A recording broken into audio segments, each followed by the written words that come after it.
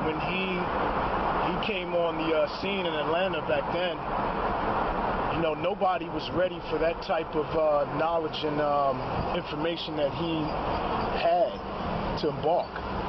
So I think back then a lot of people were quite intimidated. The guys that I was with, particularly the 5% Nation, they didn't want to train with me. They didn't want to take those type of arts. You know, the arts that he was showing guys, we used to see in movies as kids. Because he was so advanced. And VITA was 30 years ahead of his time, you know, with the art. Because you got to keep in mind the stuff that we were doing.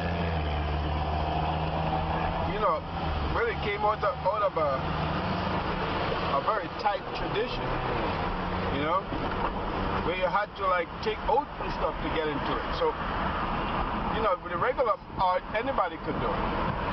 But this stuff we were doing was like highly advanced.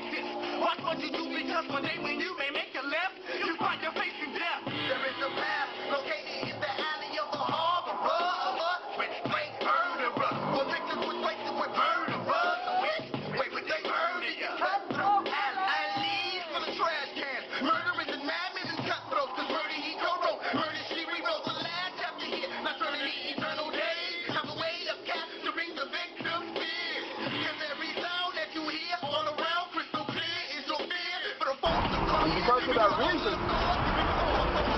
you're not only going to intimidate a lot of people because now all the stuff they say, they have to put up or shut up.